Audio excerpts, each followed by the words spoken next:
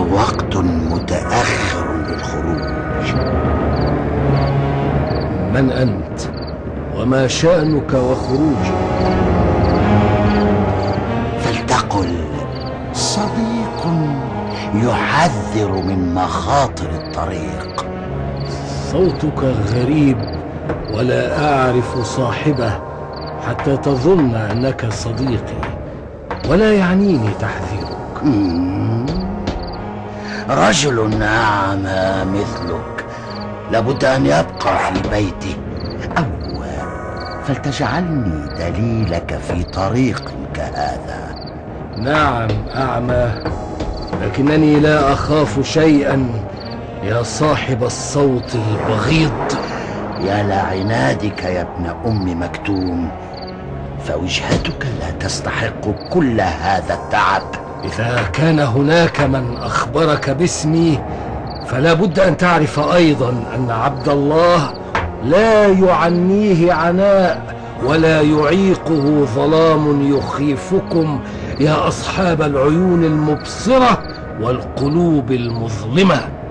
لن ينال محمد ومن يذهبون للقائه في دار الأرقم إلا المتاعب. أيها اللعين، لابد أنك سمعتني أخبر أحدا برغبتي في سماع محمد. اذهب وإلا قتلتك ولو بيدي.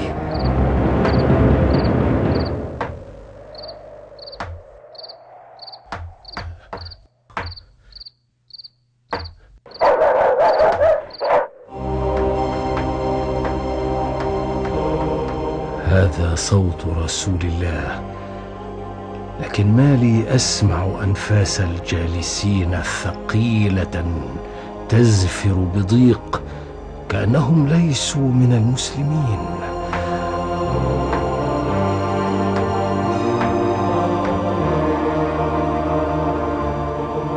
يا رسول الله، علمني مما علمك الله. يا محمد، أتجمع عمرو بن هشام والعاص بن وائل وأنا عتبة بن ربيعة سادة قريش مع أصحابك هؤلاء؟ يا رسول الله، علمني مما علمك الله. أعوذ بالله من الشيطان الرجيم. بسم الله الرحمن الرحيم. عبس وتولى أن جاءه الأعمى وما يدريك لعله يزكى أو يذكر فتنفعه الذكرى. أما من استغنى فأنت له تصدى وما عليك ألا يزكى. وأما من جاءك يسعى وهو يخشى فأنت عنه تلهى. كلا إنها تذكرة. صدق الله العظيم.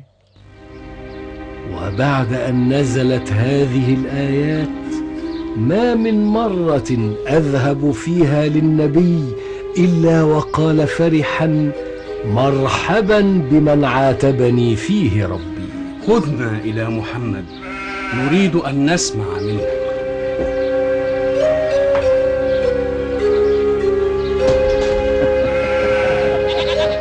سنشتاق إلى تمرك يا مكة.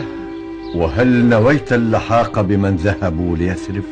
وهل عاهدتم صديقكم يتأخر عن غيره في شيء؟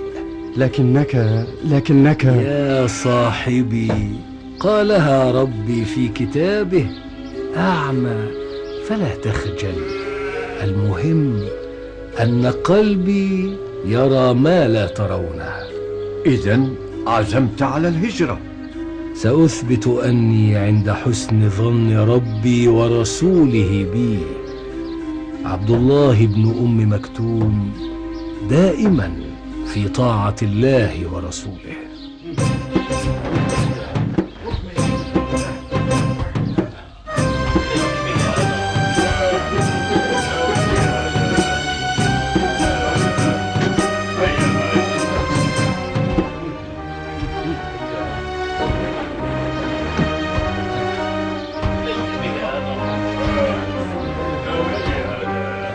استرح قليلا يا عبد الله. هذا أول مسجد، فهل هناك شرف أفضل من بنائه يا أخي؟ وهذا ندى المدينة على عشبها الطيب. لكنك لم تعد لبيتك منذ وقت طويل. أحب أن أطيل الصحبة مع رسول الله. لقد سمعت طرفا مما حدث بينك وبين جبريل، أريد معرفة ما حدث. كنت عند رسول الله وجاءه جبريل على صورة البشر، فسألني: متى ذهب بصرك؟ فقلت: وأنا غلام. فقال الأمين جبريل: يقول رب العزة: إذا ما أخذت كريمتي عبدي فصبر لم أجد له جزاء إلا الجنة. ما شاء الله. بارك الله فيك يا ابن أم مكتوم. توكلت على الله. من؟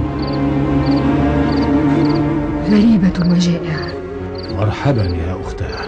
أبيتك قريب، فنذهب إليه؟ بل آخذك للمسجد نصلي ونسمع قول رسول الله. البرد شديد، فدعك من الصلاة اليوم. لعنة الله على أتباع إبليس.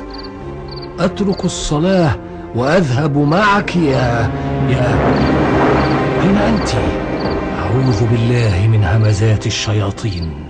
الله أكبر، الله أكبر.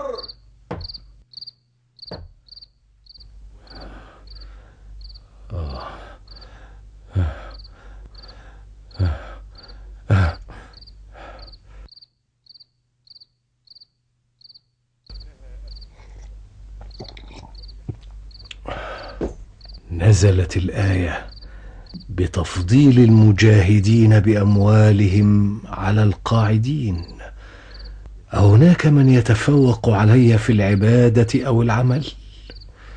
يا رب، ابتليتني فماذا أصنع؟ لو كنت أقدر على الجهاد ما بقيت لحظة. يا رب، رحمتك وسعت كل شيء.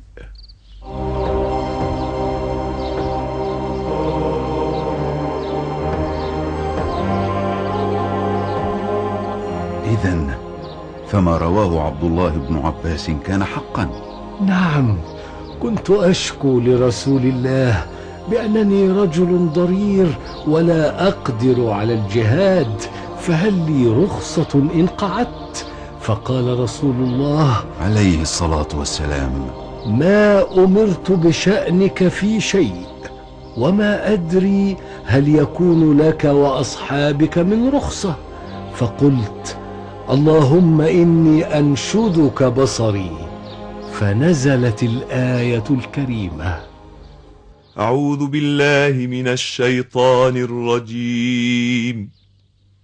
بسم الله الرحمن الرحيم. لا يستوي القاعدون من المؤمنين غير أولي الضرر والمجاهدون في سبيل الله بأموالهم وأنفسهم. فضل الله المجاهدين بأموالهم وأنفسهم على القاعدين درجة، وكلا وعد الله الحسنى، وفضل الله المجاهدين على القاعدين أجرا عظيما. صدق الله العظيم. هذه غزوة أخرى، ورسول الله يستخلفك على المدينة.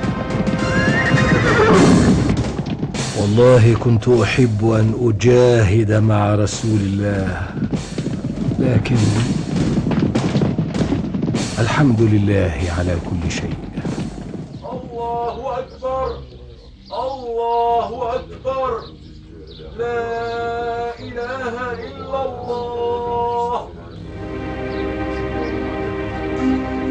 ما كنت لأعتلي منبر رسول الله.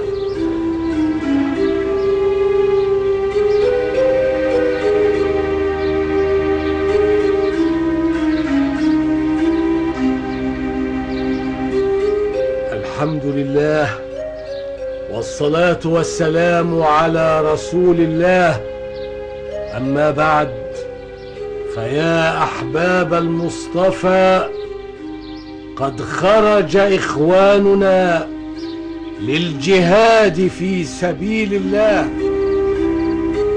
تعبت أنت أيضا، لكن تعبي أكبر منك يا صاحبتي. بعد أن لقي رسول الله ربه لم أعد أجد طعما لشيء. تعبت يداي ورجلاي كما كل بصري قبلهما. لله الأمر من قبل ومن بعد.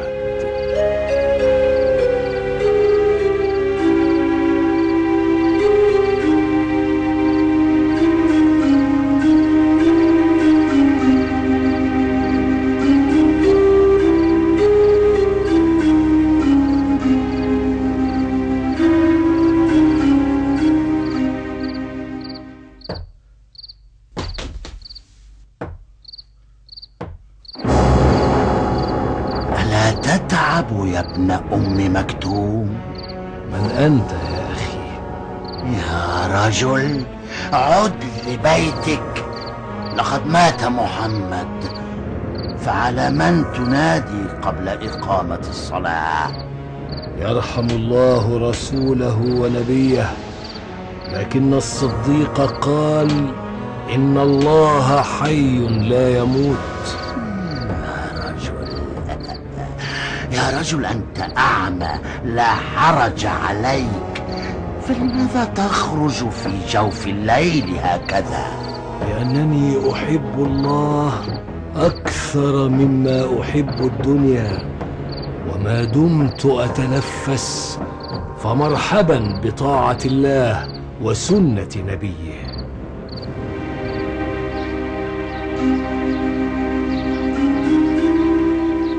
كيف حالك يا ابن أم مكتوم؟ الحمد لله الذي لا يحمد على مكروه سواه. علمت أن أبا بكر يقاتل المرتدين ومانع الزكاة؟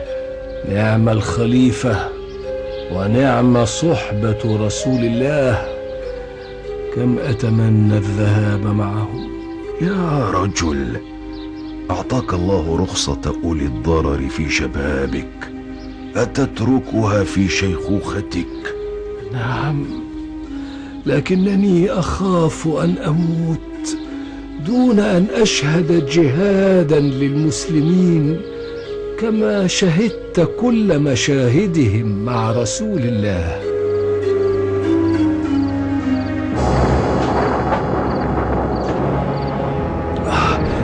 لا حول ولا قوة إلا بالله.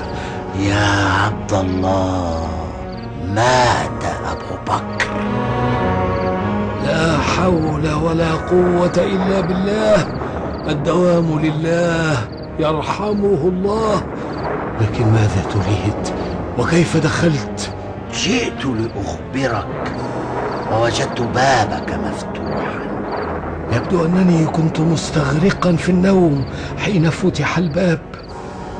كبرت يا عبد الله، كبرت، وآن لك أن تستريح. لا راحة قبل الموت. يا رجل، على الأقل أرح نفسك من الصلاة ومن المسجد وصلي في بيتك. لا يوجد أحب إلي من الصلاة في المسجد، بل وإقامة الصلاة وأذان الفجر كما كنت أفعل أيام رسول الله. مهما فعلت يا عبد الله لا ترضى عن نفسك.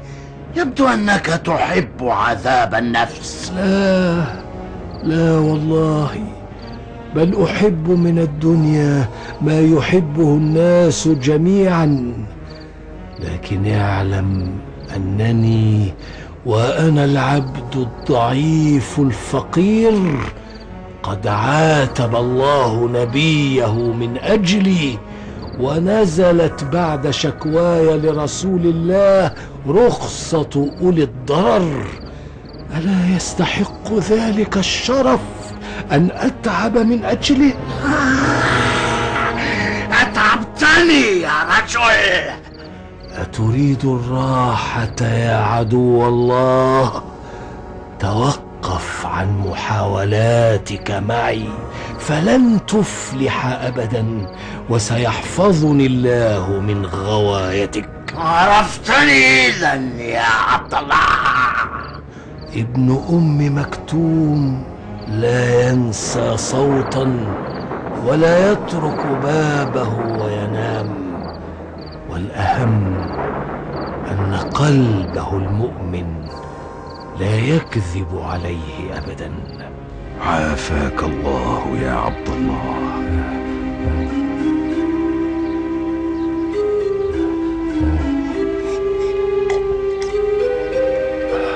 الحمد لله في السراء والضراء.